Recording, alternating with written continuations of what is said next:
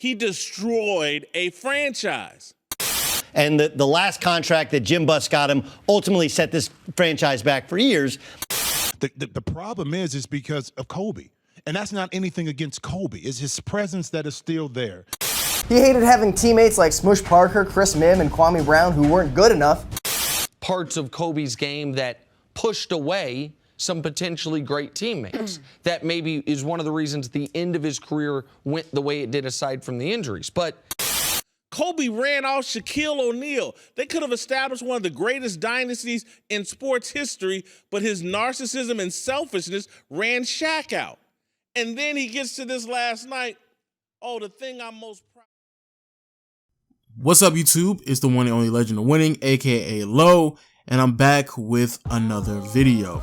Now, over the past couple of months to a year now, the conversation around Kobe Bryant and his career has significantly altered.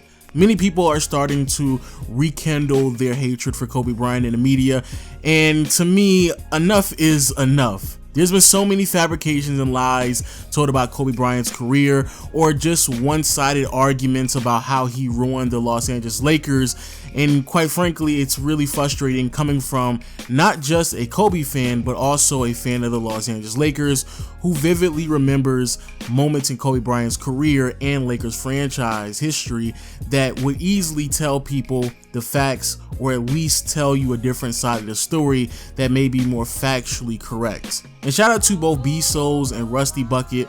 They both made videos very similar to this. However, I wanted to clarify one thing when it comes to Kobe Bryant and the Los Angeles Lakers, and it's this idea that he ruined the organization with some of his decision making throughout his career. Now, don't get me wrong, I don't want to make it seem like Kobe Bryant never made any mistakes at any point in his career. There were definitely moments, especially around the mid-2000s, where Kobe Bryant could have been a better player, made sharper decisions, and it definitely would have put the organization in a better path moving forward. However, this idea that Kobe Bryant ruined his legacy, or he hurt his legacy, or potentially kept himself away from winning more championships because of the decisions that he made in the middle of his career and at the end of his career is foolishness. And it begins in the mid-2000s with the relationship between Kobe Bryant and Shaquille O'Neal that completely went sour. And again, I want to be clear here, I am not exempting Kobe Bryant from any responsibility of what happened between him and the Los Angeles Lakers, Shaquille O'Neal, and Phil Jackson at that time, because it was definitely a whole bunch of things that Kobe should have done better. But this idea that Kobe Bryant and Shaq, if they had stayed together, that they would have pieced together the greatest dynasty that the league has ever seen, and they could have went on to win 2 or 3 more championships, and if it wasn't for Kobe Bryant running off Shaq, then Kobe would have had a more successful career, is nonsense. Kobe ran off Shaquille O'Neal. They could have established one of the greatest dynasties in sports history, but his narcissism and selfishness ran Shaq out. Now let's run through this hypothetical of Kobe and Shaq coexisting with one another, and Kobe became a better teammate. He was more subordinate to Shaq in his dominance, and you know what's even crazier? Let's just say that Kobe actually took a pay cut in the process as well, because he would more likely have to, because for people out there who don't know, which I know a lot of people don't like to talk about this part of this conversation, but a huge reason why Shaq ended up leaving, it's because the Los Angeles Lakers were demanding Shaq to take a pay cut. Yes, people, I know this is a part of the conversation that many people love to just gloss over, but you know what? How dare the Los Angeles Lakers, they asked Shaq to take a pay cut when he was aging and a big man, while also coming into camp out of shape almost every single year, which obviously would have put him in a situation to be injury prone. But you know what? It's Kobe's fault, so we're going to say in this hypothetical, Kobe's the one who took the pay cut. Would they go on to win 2 to 3 more championships? No, they wouldn't, and here's the reason why. One, if Shaq decided to stay with the Los Angeles Lakers, that means that he more than likely did not take a significant enough pay cut for the organization to build a competent roster around Shaq and Kobe. So that means that was going to be an organization that was going to feature Shaq, Kobe, Derek Fisher, Gary Payton, not Rick Fox, not Karl Malone, because both of them retired, so they would have to find some random players to plug into the lineup as well. Who knows what those players would have turned out to be, but I highly doubt that team would have been as deep as the roster that Shaq was on in 2005 with the Miami Heat that featured not only D. Wade, but Udonis Haslem, Eddie Jones, and Damon Jones. Second thing, for people out there who don't know, Shaq was getting out of shape. He was getting older, and he was constantly hurt because in 2005, Shaq in the second round only played half of the series. That definitely would not have benefited the Los Angeles Lakers in 2005 in the Western Conference, because in the Western Conference in the second round, you more than likely going to have to match up against the Phoenix Suns or the San Antonio Spurs in the second round. And then in the conference finals, they was going to have to match up against the other one that they didn't match up in the second round with, which thus brings us to 2006. And you know what, in 2006, we're going to be extremely liberal here. We're going to be very flexible, and we're going to say just because of matchups and because of luck, they were able to find themselves in the NBA Finals. So that's one championship. More than likely, Kobe would have won Finals MVP. So that's one championship and one Finals MVP for Kobe Bryant in 2006. But then that brings us to 2007. Would they be able to repeat in 2007? No, they would not. They wouldn't be able to repeat in 2007.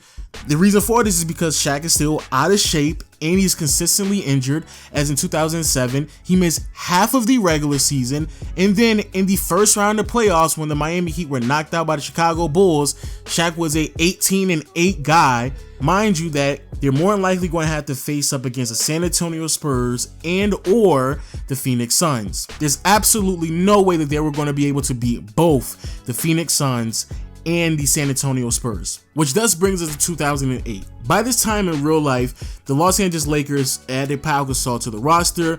Kobe went on to win regular season MVP and then led the Los Angeles Lakers to 3 consecutive finals trips while winning 2 of them and winning 2 finals MVPs. But if Shaq is on the roster, there's no way that they're going to be able to move a 33, 34-year-old player who's constantly out of shape, who is getting paid $20+ million, so he's vastly overpaid as well. And on top of that, he's not really fitting in with a lot of other teams in the NBA, as multiple teams were getting away from having a dominant center and having more of a dominant power forward, or even potentially moving into the more perimeter-oriented teams that we see in today's NBA. So this idea that the Los Angeles Lakers and Kobe would have been better if they would have kept Shaq is ridiculous. And that's not anything against Kobe. It's his presence that is still there, that's hovering over the Lakers. Oh, yeah. And they're not going to make a move, and you're not really going to see how good these young players can be. Now let's fast forward towards the end of Kobe Bryant's career, where many people claim that the reason why the Los Angeles Lakers have been so bad over the last 3 to 5 years is due to Kobe Bryant's inability to take a pay cut, along with his inability to get along with teammates, which eventually may have turned off certain players from joining the roster and in free agency, and potentially even holding back some of the young players that were on the roster as well. So let's see if that's true. First, we have to bring up in 2013 when Kobe Bryant tore his Achilles and they were trying to convince Dwight Howard to stay on the team. Unfortunately, that didn't happen and he went to Houston. But let's be honest with ourselves. If Dwight Howard stayed on the roster, what would that have done for the Los Angeles Lakers? Dwight Howard went on to play for the Houston Rockets the upcoming season. They won 50+ games, make the playoffs, but after that, the drop-off for Dwight was pretty significant, as in the next season, he played only 41 games, and in the very next season, with him playing 70+ games, the Houston Rockets finished with a 500 record. The very next season, we have Carmelo Anthony as a free agent. Then he's coming up. I mean, come on. The very next season, we have Lamarcus Aldridge. Now, I like Lamarcus Aldridge, and he's a really solid player, but Lamarcus Aldridge is not a good enough player that's going to significantly alter the way that an entire franchise is going to play, especially since the Los Angeles Lakers allowed Pau Gasol to walk and Steve Nash had already retired. So again, I don't know what that was going to do for the Lakers, and all the other major free agents were already set to go to the organization that they decided to go to. So again, I really don't necessarily know what massive free agents would have significantly altered the Los Angeles Lakers over the past several years. Another argument that many people love to use is that Kobe Bryant held back the potential of some of the young players. Well, let's see if this is true. Kobe Bryant played with 4 young players within his last 2 to 3 years on the Los Angeles Lakers. Those 4 young players are Julius Randle, D'Angelo Russell, Jordan Clarkson, and Larry Nance.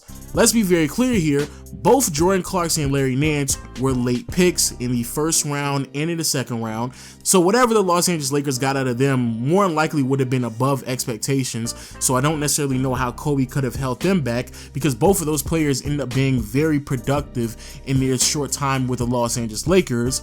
Also, when it comes to Julius Randle, the first year that he played with the organization, he got hurt in his first game, which meant that Julius Randle only played 1 season with Kobe. Mind you, that 1 season he played with Kobe, Julius Randle was a double-double guy. And then that brings us to D'Angelo Russell, which is definitely the heart and soul of this argument. But let me just be completely honest with you all, the argument still isn't that valid. D'Angelo Russell, even after Kobe left, really wasn't that productive. Matter of fact, even when he went to Brooklyn, he still wasn't that productive. And to be completely honest with you all, and I know many people don't want to admit this, more than likely it's just a D'Angelo Russell problem, because the players that we referred to earlier, Julius Randle, Jordan Clarkson, and Larry Nance, they have all been productive not only with Kobe, but also without Kobe as well. But here's the thing that many people love to gloss over. We are now in 2018, where none of those players are on the Los Angeles Lakers anymore. So the young players that Kobe Bryant held back, 3 out of the 4 actually lived up to the expectations, if not exceeded them, but all 4 of them are not even on the roster anymore.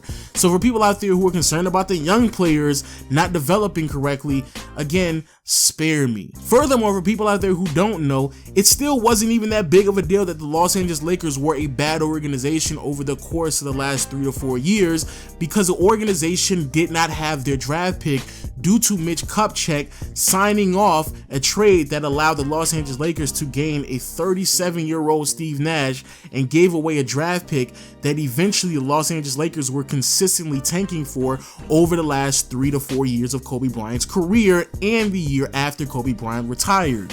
So did Kobe Bryant ruin the Los Angeles Lakers?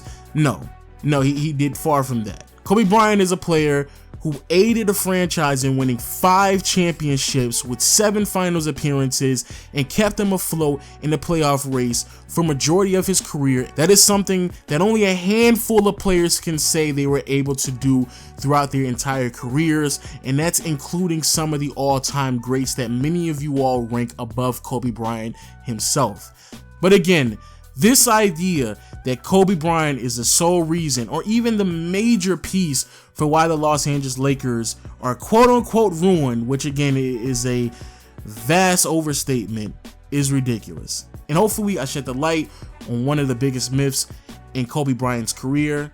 And with that being said, I'll see you all next time.